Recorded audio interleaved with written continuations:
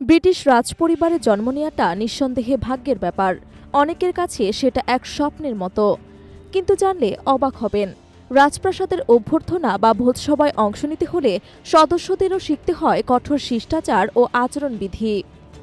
রাজপরিবারের সদস্যদের পাশাপাশি কর্মীরাও অংশ নেন বিশেষ প্রশিক্ষণে। এইসব ভোজসভা পরিচালনার দায়িত্বে থাকেন রাজখানসামারা। ব্লেনহেম প্যালেসের প্রধান খানসামা গ্র্যান্ড হ্যারল্ড বহু বছর ধরে এই প্রশিক্ষণ পরিচালনা করছেন। তিনি প্রিন্স চার্লস এবং প্রিন্স হ্যারিকে নিজ হাতে শেখান রাজকীয় টেবিল আচরণ। এমনকি জানলে হয়তো হতবাক হবেন, খাবার টেবিলে বাসনকোসনের ব্যবস্থাপনাও থাকে নিখুঁত নিয়মে বাঁধা। কোন চেয়ার কতটুকু দূরত্বে থাকবে, প্লেট এবং গ্লাসের মাঝে ঠিক কতটুকু ফাঁকা থাকতে হবে, এসবই নির্দিষ্ট নিয়ম অনুযায়ী। চামচ, ছুরি, প্লেট কিংবা গ্লাস সবকিছুই নির্দিষ্ট কোণে দূরত্বে রাখতে হবে, যেন দেখতে লাগে নিখুঁত জ্যামিতিক বিন্যাসে সাজানো। Red wine, white wine, Champagne এবং পানির জন্য থাকে 4টি আলাদা গ্লাস। এসব গ্লাস এবং রূপার তৈরির পাত্রে যেন আঙুলের ছাপ না পড়ে, সেই কারণে পরিবেশনকারীরা পরে সাদা গ্লাভস। সবশেষে ন্যাপকিন থাকে পরিপাটি করে ভাঁজ করা। রাজকীয় অভ্যর্থনায় অভিজাততা বজায় রাখতে হয় প্রতিটি ভঙ্গিমায়। সম্মান জানানোর নিয়ম হল এক পা পেছনে রেখে সামান্য ঝুঁকে অভিবাদন জানানো।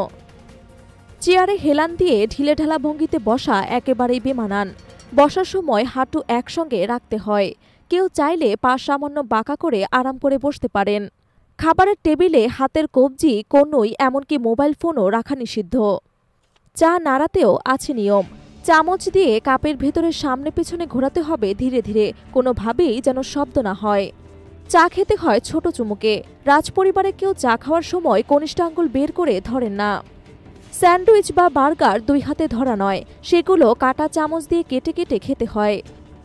সকালের নাশতায় পেস্ট্রি সহ আরও কিছু খাবার থাকলেও একবারে একটির বেশি নেওয়া যায় না।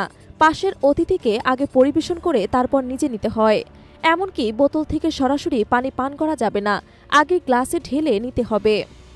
লিপস্টিক মুছে যেতে পারে এমন চিন্তায় ন্যাপকিন আগে থেকে 2 ভাঁজ করে হাঁটুর ওপর রাখতে হয়। দরকার হলে রুমালের এক কোণে তা মুছে নেওয়া যায়। রাজপরিবারে লেডিজ ফার্স্ট নিয়মটি কঠোরভাবে মানা হয়।